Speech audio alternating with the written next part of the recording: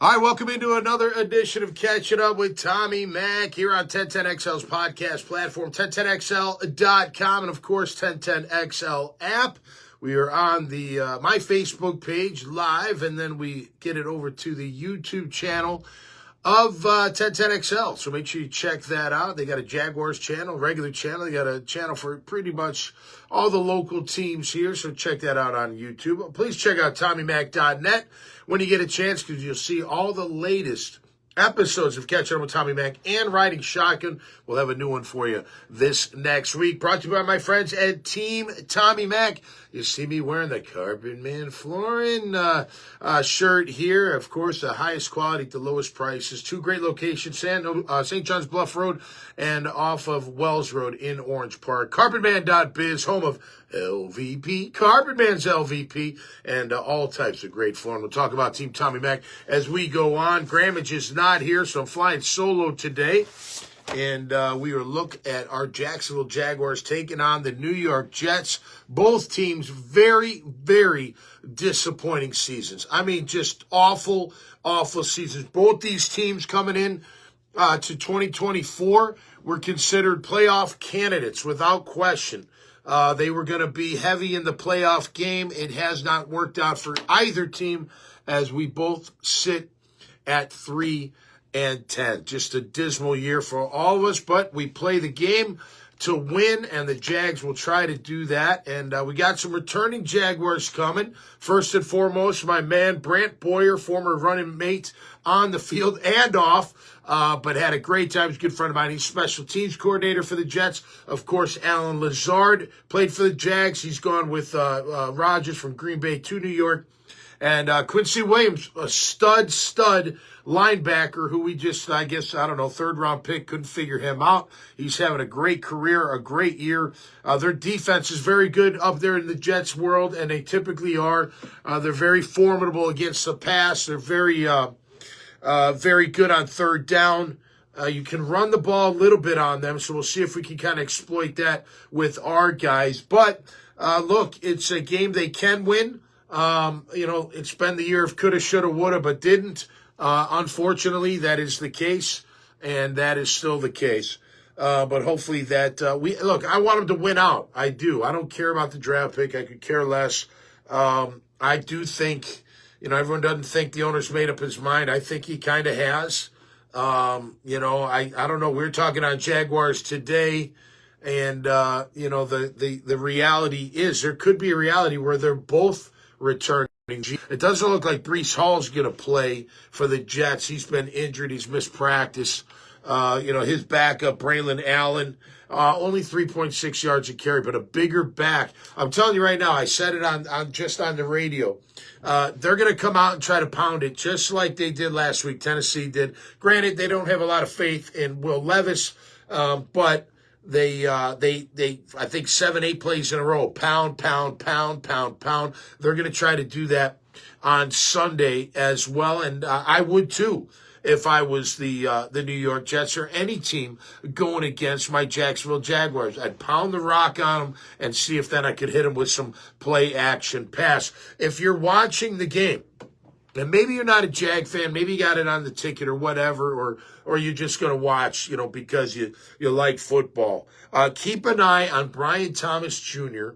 and Sauce Gardner when they line up. That is going to be a matchup for the ages. Brian Thomas Jr., the rookie, who, by the way, getting ready to break records. We got a couple records that could be broken. I don't think one will. I'll talk about it in just a minute. But Brian Thomas Jr., what an incredible talent he is. He's been absolutely incredible, and he's going to continue. They finally started targeting him last week, building an offense around him. We'll see if he can continue that, but that should be a great one-on-one matchup for your Jacksonville Jaguars. Brian Thomas Jr. against Sauce Gardner, some say the top shutdown, whatever, one-on-one, man-to-man type cornerback in the National Football League. So we'll see about that. Look, they're coming off what other upsets, quote unquote. I do have the Jags winning 23-19. I think it's going to be a lower scoring game, but that's what I threw out there.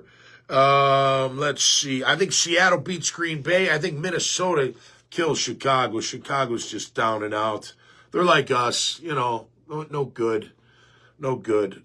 They've got changes coming. A lot of changes coming. Interesting. Bill Belichick goes to North Carolina. Good for him. I mean, whatever. I would have killed the deal with this whole waiting. His son's got to be the next coach. Screw that. Go earn it. For a guy that wants his team to earn it, you're just going to give it to your kid? That makes no sense to me and doesn't add up. So that would have been a killer. I didn't really want him here. I would have, if he was here, I'd support him. I'd root for him. I'd cheer for him. I know our defense would be a lot better.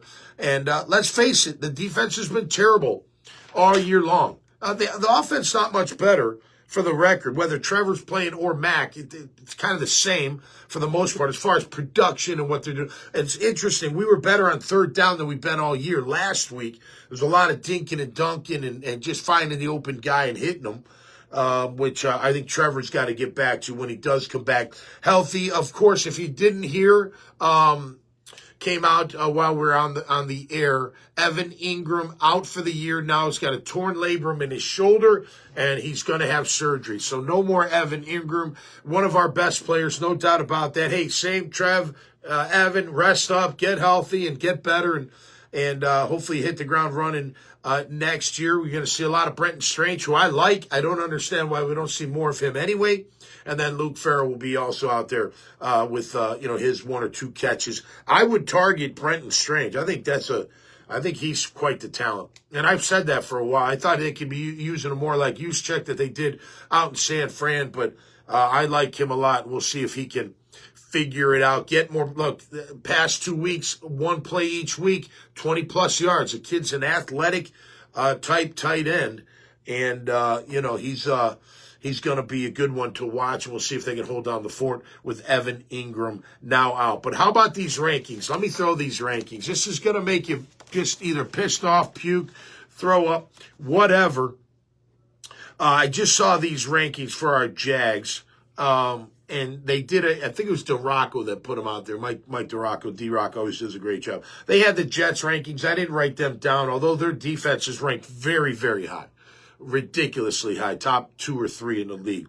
But let me just throw this at you, okay? Jaguars offense, right now, today, they're ranked 28th overall, 26th running the football, 24th throwing the football, and 26th in scoring. If that's not, room for moving away from that coordinator, I don't know what is. Look at the defense, even worse. 32nd overall. We're last in the league on defense. 24th against the rush. 31st against the pass. 28th in scoring. I mean, we are just absolutely awful on defense. Terrible on third down. Still almost 45%. I'll get into the team stats review as we move forward. Brought to you by Team Tommy Mac. But it's just despicable, man. And look, I don't know what's going to happen at the end of the year. I don't. I just feel like they're going to get another year. I think they're going to sit there, and not that I agree with it. So don't get your panties in a freaking wad when I say this, but they're going to get in front of Shad Khan. They're going to say, look, okay, terrible year.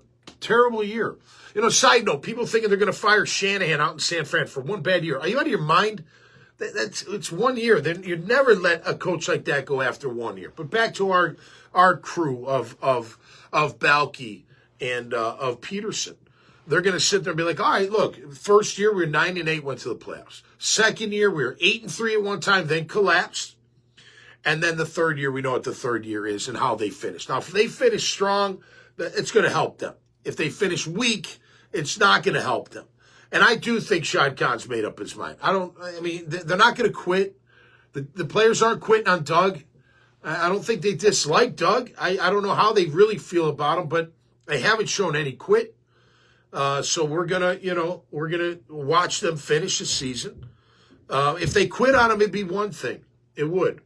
But I could see them making an argument. Hey, look, give us one more year. And I'm gonna root for him regardless. I know a lot of people out there when we were talking on the radio. That's it, last straw, I'm done. I'm never buying tickets. I'm never gonna go to a game. I'm never gonna watch them on TV. You're full of baloney. You will, because if they ever start winning, you'll support them. That's general fandom around the entire world. The diehards do it no matter what. The ones on the fence, like me, I got to see him win. I'm going this weekend with my entire family, and I can't wait because it's going to be a great weekend. It's the Jaguar Roar Alumni Weekend, 30th year, so congratulations. And they're going to have all the eras there. My wife, of course, a former Jaguar cheerleader, the only Pro Bowler in the house, voted to the Pro Bowl after the 1998 season. We're very proud of her, but she's going to be performing on the field before kickoff. So looking forward to being down there and checking Christina out and all her teammates, if you will, over the last 3 decades. We got a party Saturday night, and it should be a good time on Sunday. So look, I normally don't go to the games because they don't win, and I'd rather watch it on TV from home. When they win, I like going because I love the crowd, I love the enthusiasm, I love the spirit. And I think that's what makes Jacksonville special. Now, again, other cities have the same thing, but they've got some multiple teams. Some cities got 5 or 4 professional teams. Only one here. We live and die by our Jags. So it's kind of like, I say, it's Green Bay without the championships, right? It's the only show in town. No disrespect to the Sharks or the Shrimp or the Icemen, our hockey team. They do great. But as far as the elite pro level, there's only one in town. And we do feel it, man. We feel it all throughout the week. People are in a good mood, not a good mood. When they win, good mood. Not win, not a good mood. It wanes, as the week goes on. Towards Friday, you're happier. You're ready for the weekend. You're ready for the game on Sunday. And we'll be there cheering and hoping they win. And hopefully they finish strong. Again, I don't care about draft pick. That's for fans. We're not getting a QB, so it's not like you're going to have that big of a difference maker. I'd love the kid out of Colorado. But again, what does he do for your team overall? Travis Hunter's a special player. There's no doubt about that. And I'm not saying I wouldn't want him on my team, but what's he going to do for you? Until the cultures change, nothing's going to change. Think about it. Trevor Lawrence, Trayvon Walker, Brian Thomas Jr. Those are the last 3 draft picks. I'm missing. But just those 3 guys, superstar players, right? And we're still 3-10. You need more than just superstar players. You know what you need? You need the glue. You need the grunts. You need the guards, the tackles, the defensive tackles, the safeties, the run stuffers, the gunners, the snappers. We have some of those guys, but we don't have enough of those guys. We got star players. We need more grunts. We need more production from the grunts. We don't get enough. Just look at that defensive statistic. Once the starters are out of the picture and we know the rotation, it's a big drop-off in talent. It is. I say that with respect. That doesn't mean those guys can't play the game. Doesn't mean they can't play it at a high level, but they're not at the same level as that starting 3 anyway, with Armstead at tackle. Trayvon is having a great year. Josh Hines-Allen is coming on. We thought they would have bigger numbers this year because based off of last year. But they're all right. They're not terrible. They could be better. Josh Hines-Allen getting close to breaking a record. How about that? Let's see. He is 3.5 sacks away from breaking the all-time total sack record of my good friend and former teammate, Tony Brackets. He's 3.5 sacks away. When you think about that, like from afar, I don't feel like last year you felt it, Josh had a monster year. He had a really good year his rookie year. He had a monster year last year. He's having an okay year, but more like the years in between the first and last year. It's been okay. Tony Brackens was super special. But you can't deny the stats, right? By the way, did you see Mark Gastineau say stuff to go after Shanahan or Strahan? See what he says there, Mark. I guess he approached Favre at a card show or memorabilia show and said, you took a dive on that last. I want that sack back. And Favre's like, I think you'll hurt me. He's like, well, I want to hurt you. So interesting.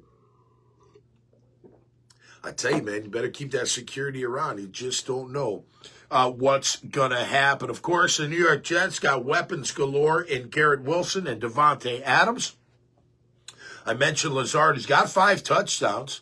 Let's see. Rodgers has 20 touchdowns and 8 picks. It's a good TD to interception ratio. Not Rodgers-esque, mind you, like he's normally used to putting up, but not bad overall.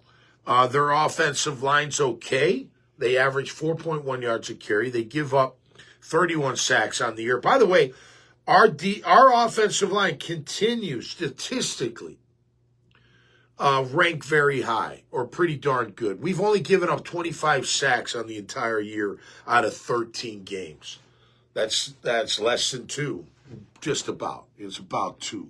But we're going down. We didn't give up any last week. They had a really good defensive line. Tennessee had a really good defense overall, especially on third down, and we crushed them on third down. We were very good on third down on offense last week.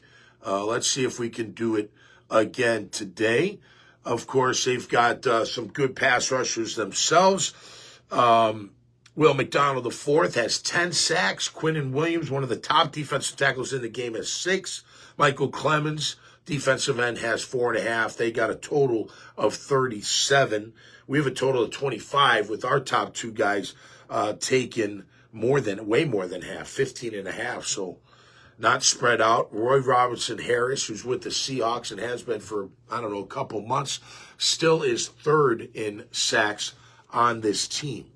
So that goes to show you not a lot of help from the interior side. And that's the thing, man. I got to see more. I want to see more Mason Smith. Can we have Jordan Jefferson on the field, please? Okay? Look, again, no disrespect to any player.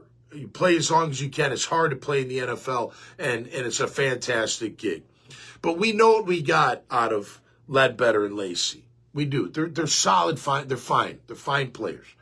I think Hamilton played really well last week. And he, out of those 3, makes the most plays. He's the most consistent. He does get knocked back too much sometimes. He does stand up like the rest of them, and they lose leverage. But if I got to pick out of those 3, Hamilton, Ledbetter, and Lacey, Hamilton would be the first off the bench. There would be no full line rotation at all. There wouldn't be. There would be, you need a rest. Okay, come out for a play or 2. We'll throw in one of the backups, right? But I want to see Armstead and Mason Smith, and then I want to see Mason Smith and Jordan Jefferson, and then I'll see Mason Smith and Devon Hamilton and Jordan Jefferson, sprinkle in the other 2 guys. That's all I need to see. And you're going to have to do something about that interior defensive front. It's not big enough. Bigger than me, but I'm not the one you're going against. Not big enough, not stout enough, not aggressive enough, and just not enough. So we got to upgrade the interior of the defensive line. We thought we did with Armstead, and when he does play tackle, he upgrades the O-line. When he plays end, if it's a running play, especially to him, he's really good at that. He does set the edge very well. He's good at run stopping at the defensive end position, but he's a better tackle. We all know that. So then put in Mason, then we'll go with the rest. But you know what you have on it, and that's the thing. Look, we're trying to win, but you also, while you're trying to win, see what these guys have.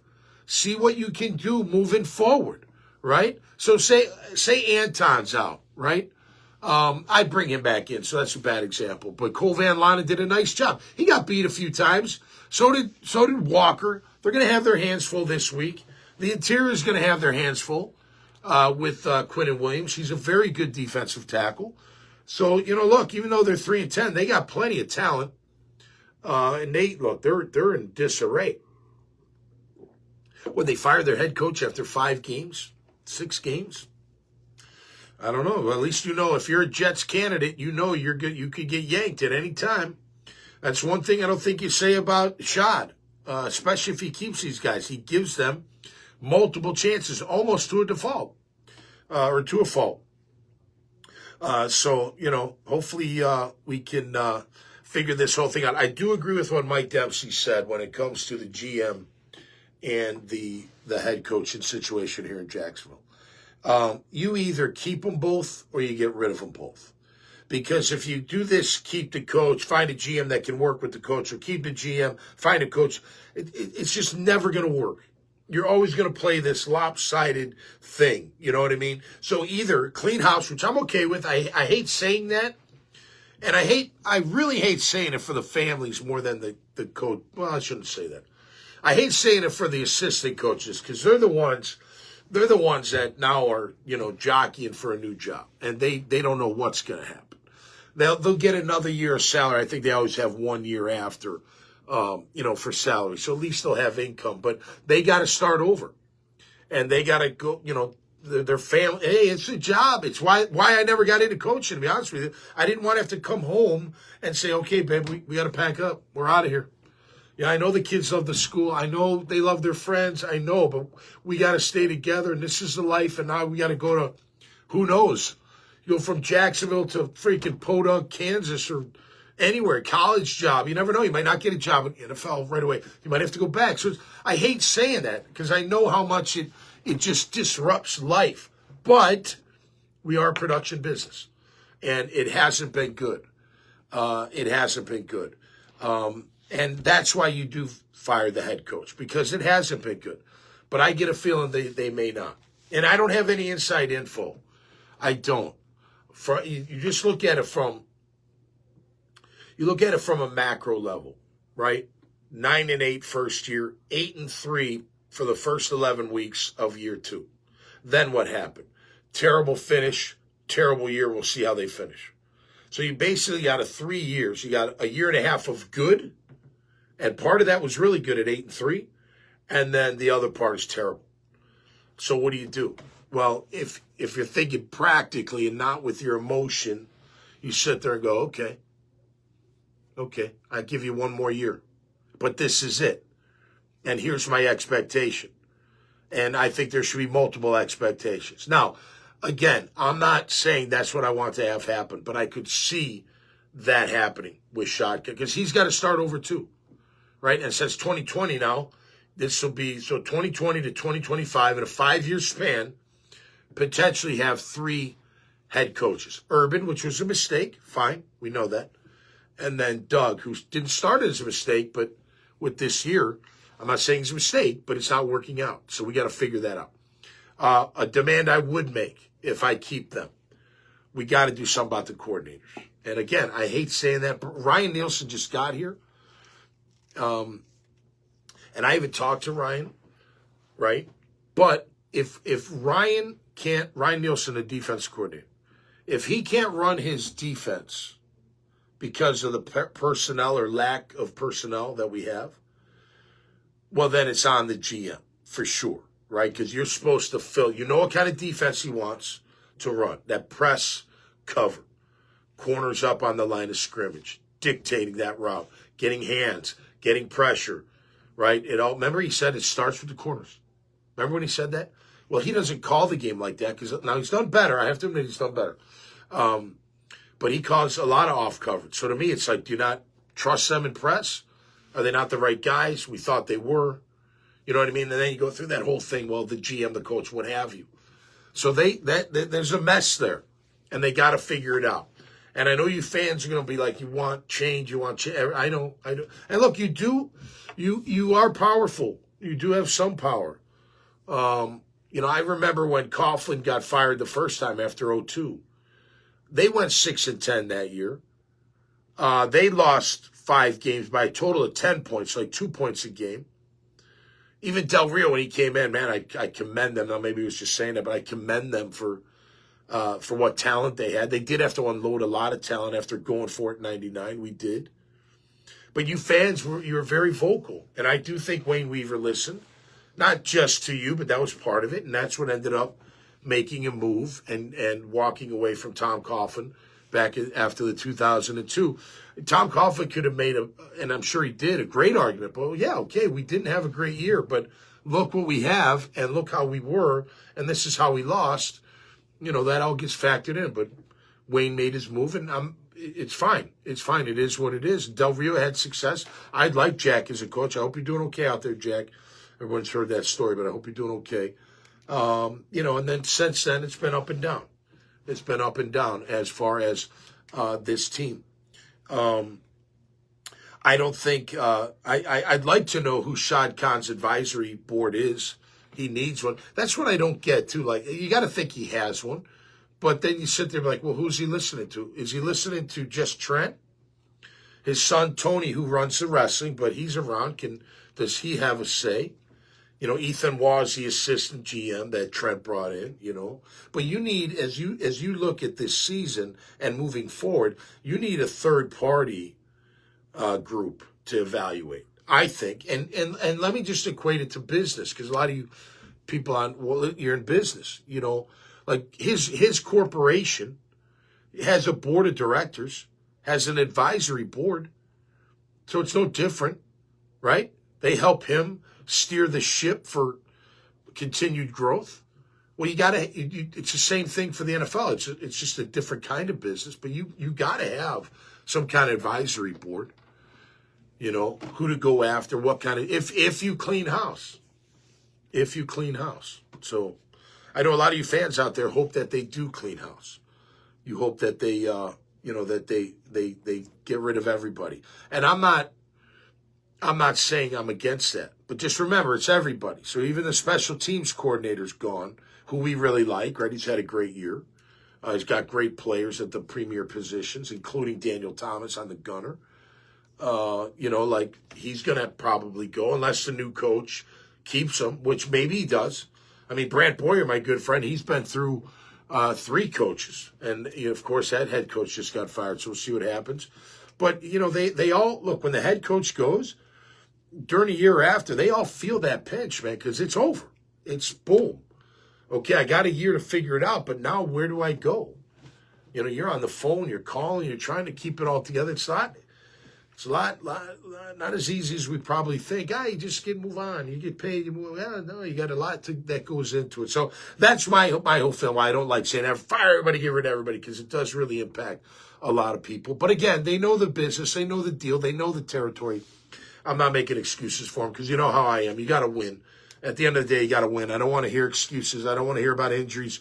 I don't want to hear about anything other than why you're looking at your one-loss record, and it hasn't been good. I mean, you think about this. I don't listen to the radio broadcasts from up in New York, but how do you think they're handling the Jets this year? How do you think? They are killing them. They are ripping them all. And they should. They're 3-10 too. I named a lot of their players. They're stars. They're big time players, man. But they ain't playing big time as a unit, as a collective unit, as a team. But nonetheless, we got 2-3 in the team. I don't want you. I know that. I'm trying to get on my internet here. Who wants it? Because once the kickoff happens, or once you get dressed and you're out there, now it's competition. Now it's gladiator time. Now we're fighting to the death. It's a rumble. Who's going to want it more? Who's going to come out? Jags got 2 home games left, right? So you want to finish strong with season. Everybody does. You're fighting for your life. All the players are fighting for their lives. Again, Evan Ingram is out for the year, torn labrum in the shoulder. He'll have surgery to repair it. I'm looking forward to seeing Brenton Strange and seeing what he can do. All right, let's take a look at the team stats review between our Jags and the Jets, brought to you by Team Tommy Mac. J-Dog junk removal and hauling. The Suburban was just delivered to my home. It is wrapped in J-Dog, so you're going to see that Suburban around town. I'll even park it out on 3rd Street from time to time. J-Dog junk removal and hauling. Your junk this year, maybe someone else's treasure, man. And I mean that seriously, because what J-Dog does is they refurbish all the goods that they pick up, the ones that they can, and they give it to veteran families in need. JDog.com or 844-GET-JDOG. I already mentioned Carbon Man Flooring, of course, my man Chris Jackson. Great spot to get all the kind of flooring you need. Highest quality at the lowest prices. CarbonMan.biz. Chris Lucero's bail bonds, 904-822-2245. Look, we all make mistakes out there, y'all. Stuff happens. Make sure you're protected. Keep that number in your phone, 904-822-2245. You never know when a friend needs it, family, friend, loved one, just whoever, and you can help them out. Because Chris Lucero and his team at Chris Lucero's Bail Bonds, they get you out of the clink in a blink. And yes, I made that up. I'm a very creative guy in my older years, no doubt about that. Salt Air Inn and Suites, a great boutique hotel just on Atlantic Boulevard, 4 blocks from the ocean, 2 blocks from the action. Going to be great. By the way, Freddie Taylor will be at ABBQ in Atlantic Beach from 8 to 10 tonight. So go say hi to one of the greatest running backs of all time and a good friend of mine and future Hall of Famer. But Salt Air Inn and Suites for the night, for the weekend. I've had many friends of mine stay there when they come in town. It's a great spot with concierge service. That means they get everything and anything that you need to make your stay as pleasant as it can be. Family Tradition Specialty Foods, home of Coconut Joe's hot sauces. They got 4 of them that are absolutely spectacular, man. The pineapple ghost, the sriracha, the mango, the garlic parmesan, absolutely incredible. Make sure you go to FamilyTraditionsSpecialtyFoods.com and put in pound Team Tommy Mac, or pound Team Tommy Mac, and get a BOGO discount. Buy one, get one free. Code Ninjas, CodeNinjas.com. I was wearing that shirt earlier today, and they've got some great programs for your kids, man. Learning all about Roblox and Minecraft, security, coding, all this stuff. Get your children in the after-school programs at Code Ninjas. 4 great locations in Northeast Florida. CodeNinjas.com. Azar Sausage, home of the greatest, I'm telling you, the best sausage, at least in Northeast Florida, but I know it's further beyond that because I'm not a huge sausage guy, but I eat a ton of Azar sausage, whether it's the hot andouille, even the little guys, the spicy reds, they are absolutely fantastic. Get them at the Winn-Dixie's or local grocers. So whether in your favorite dish or in a bun, Azar Sausage is the one. There you go. Newmark Phoenix Realty Group, #1 commercial real estate firm in town. I've been friends with them since 2000. They've been together since 1993. The principals are still together. They cover every aspect of commercial real estate, industrial, which is huge, retail, commercial, office, investments, development. Make sure you check them out, phoenixrealty.net or at 904-399-5222. Fields Cadillac, they are my official title sponsor of Riding Shotgun. Make sure you check them out. Of course, they've got it all from high-powered gas, hybrid, to the EVs. What a class, what a line. It's all performance, it's all luxury, and it's all at Fields Cadillac. Michael Nicholson, State Farm Agency, my agent for over 2 decades. Give him a chance to be yours as well. And you can check him out at 904-777-6888. Him and his team always ready for you 24/7. I know rates have gone up. They have. There's not much that these guys can do, but they are great service and they will take care of you. They take care of all our cars and they take care of a lot more. And we've been, like I said, clients of Michael's for a long time. Give a shot to earn your business. Thanks to Tentel. Please check out TommyMac.net. And, all great stuff. All right, team stats review. We do it all from points, yards per carry, yards per attempt, plus percentage. Just been bad, both sides of the ball. 3rd down conversion rate, 4th down conversion rate, sacks given, sacks taken, interceptions thrown, interceptions intercepted, and the turnover ratio. I'll start with that. We're at -11. Gosh, dang, that is just awful. That is awful. They are -3, which isn't good either, but -11. That means you're just turning the ball over and not getting any turnovers. And you can't win like that. Not with all these other stats when you're bad on 3rd down on both sides of the ball. Bad on 4th down for the most part. Not bad on offense, I guess. Your yards per attempt. Trevor was throwing it further down the field than Mac, but at a less completion. By about 5% completion percent. Trevor's completion was at 60% this year. That's not good, man. That is not. You can say whatever you want. I don't really care, but the stats show at least that part of it that he needs to get more accurate, and I firmly believe that. But he's on IR, so we'll just leave him alone for now. But Mac doesn't throw it about a yard less, but 5% higher in completion percentage. All right, let's go to the points. Points, our offense scoring 18 points a game. Their defense gives up 23. Bring it into about 20.5 for our offense. Defense, 26.5 giving up. They only scored 19. That's 7-3. So it's going to be a close game. I got 23-19. I think it's going to be around that kind of score. Yards per carry, here we go. 4.3. Tanks at 5.0. ETN at 3.9. They give up 4 yards a carry. 4th best, which, man, it used to be under 4 was really good. 4's not that great. It's okay. It's not terrible. We're at 4.3 on defense, so that's not good. And I know it's only 0.3, but you add it up over the years, it makes a difference for sure. 3.8 would be nice. 3.6 would be unbelievable. 4.0 is their defense. We're at 4.3, so again, what would you do if you were the Jets? Especially after watching Tennessee last week, just jam the ball down our throats. Now, we did an okay job in the first part of the game, but then we got killed. Just like we got killed by Houston in the second half. Joe Mixon ran all over us. I don't think Breece Hall's even playing. He didn't practice this week, so maybe he won't, maybe he will. But don't let these guys, Braylon Allen and company, do any damage. Be stout up front and keep your starters in, for crying out loud. I hope you would do that. All right, yards per attempt, like I said, max at 6.0 at 65%. Their defense is at 7.0 at 62%, so maybe get a little bit more down the field. And their offense is at 6.5 per throw. You'd think that'd be higher with Rodgers, but it's not. 63%. That's low for him, too. Not a good accuracy by Rodgers. But he's going against a defense this week that gives up 8.2 yards attempt of throwing the ball at almost 70% completion percentage. So there's going to be an advantage there unless we can get to Rodgers. Third down conversion, we suck it off. I mean, we still suck on offense. Last week was a lot better. I think 8 of 13, something like that. It was a lot better. 6 of 13, something like that. It was very, very good. But overall, we're at 33%. That's 1 out of 3. Can't win like that. And then you got a defense that gives up 45. So they convert against our defense. Last year, they didn't. Last year, we stopped them on third down, but our offense kept giving it back to the other offense because they couldn't convert.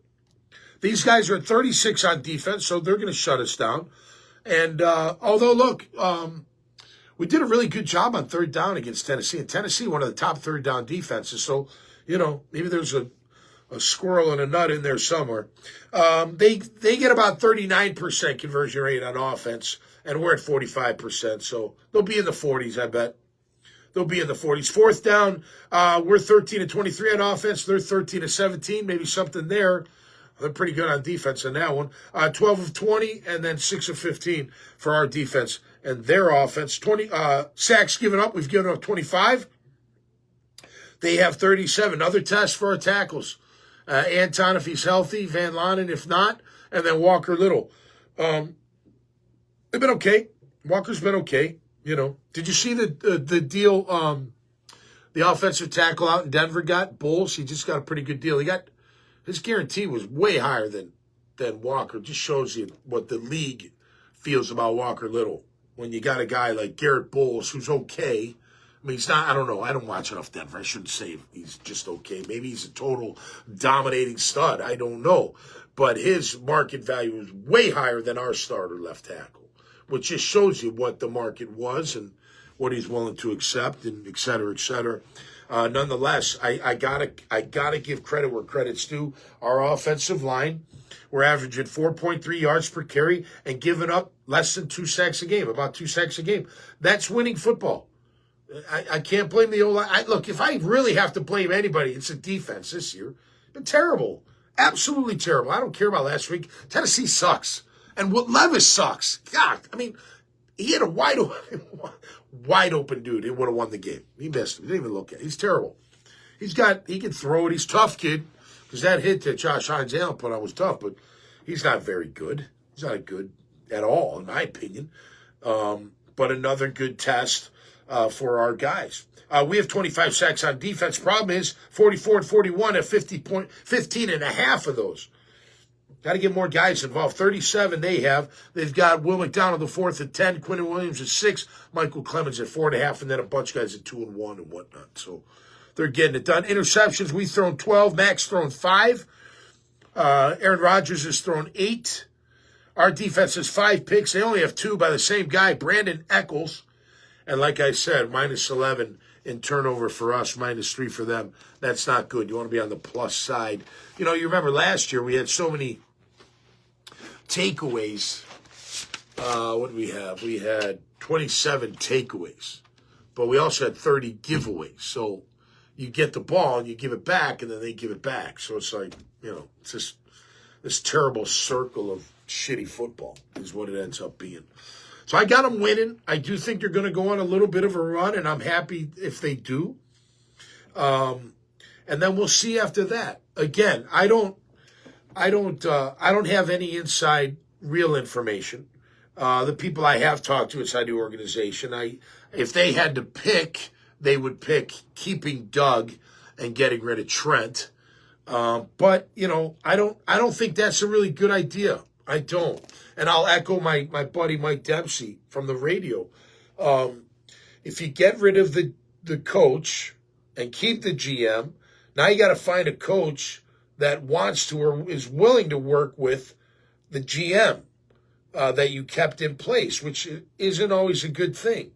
There's not always a match. No matter what they say in the honeymoon period, it's not a match. We know it's not a match here. They're not on the same page. There's numerous reasons. Eric Arbuson's one of them, but they're not on the same page here in Jacksonville. Trent Baalke, he's done an okay job with gathering talent. He has. Brian Thomas Jr. is a great pick. There are other very good. Anton's a great pick. He's turned out to be a good pick. He's had a little bit down year this year overall compared to last year, but it's still a solid pick. Strange is a good pick. Bigsby, I don't want to go through it all. There's enough good picks. But you got it. It's the kind of player that you bring into that locker room that matters. And you better have a bunch of self-starting, hair on fire type guys that give, their life to the game of football. That's what you need when you have a guy like Doug Peterson. You don't need a rah-rah, kick him in the ass, kick him in the eye, or whatever that goes. You just need a guy that can get a good game plan together and make the right calls on fourth down and challenge flags and kicking the field goal, going for the points, whatever. That's all you need if you've got a locker room filled with professionals, veterans that don't need the coach to be breathing down their neck, don't need the coach to even be in their way. Give me the game plan and leave me the bump alone because I know what I got to do because I'm a true professional. If you don't have that, it's not going to work. So, but back to it. And then if you keep the coach and get rid of the GM, well, now the GM's sitting there going, okay, now I got to live and die by Doug Peterson. And I'm not picking him. Am I still going to have a chance to pick his predecessor or his successor if we, in fact, let him go, after a year or whatever? So it's like a juggling thing. Like you got the GM, you got the coach. Why not either keep him for 1 year and say, this is it. This is what I expect, whatever that is. I would change coordinators. I would take over play calling if I'm Doug Peterson, and I would make him do it if I was the owner. Or strongly suggested. And then in that scenario, you give him a year. Or you clean house and get rid of all of them. All of them. You're not keeping anyone. And let the new staff decide if they keep anybody. And I think it's one or nothing. I don't think it's in between. As I think about it more and more, I don't think firing one. You either keep them both for 1 year, unless they win the Super Bowl, and then you can extend them. Everybody will be happy, or make a run in the playoffs, what have you, or you get rid of them and start over. I just don't. I have a feeling that Khan doesn't want to start over yet. And again, I know what you fans want, but you got to think of like the ramifications of firing the GM and the head coach. I'm not saying don't do it, but you don't want the reputation that, man, you fire him after one bad year. I mean, 9-8 is not a bad year. We know how it went down, but it's still 9-8, 9-8. Those aren't bad years. They're okay. They're okay. Look, Mike Tomlin's made a living, and they're having a great year this year. The Steelers are. Again, I got them upset in Philly, but Mike Tomlin's made a living off of, 500 ball clubs or above. He's never been below 500. He's never had a losing season. He gets his 11, 12 win. I'm not saying that, but 9-8, 9-8, and then a crappy year. Could be an argument for, well, give me another year. Let me see if I can turn this thing around. Or get rid of them all. But I went through that, so we'll see what happens. All right, that's going to do it for me this time around. Thanks to Team Tommy Mac. Thanks to all of you. Let's see, I've got it. Man, the parties are starting early today. 3 o'clock at Lynch's. I probably won't get there till 4. Then we got another holiday party at my daughter's work. I'm going to try to go see Freddie T at Atlantic Barbecue, ABBQ. Just had the owner on the show not too long ago on the Horse's Mouth show. That's always fun. We'll be back next week. And if you see me out and about this weekend or at the game on Sunday, please say hello. I always love saying hi to people. You can always approach me as long as you're nice. And I'll be nice too. I'm always nice. You can always say hello, and I'll always say hello back. So until next time, stay safe. Be cool out there. Take it easy. Enjoy this time of year. Enjoy the holidays. Enjoy these parties. Drive safe. Take an Uber. We're going to be Ubering tonight for sure. So take it easy out there and be cool. We'll see you next time right here on Catch It Up with Tommy Mack. Thanks, everybody. Peace and love.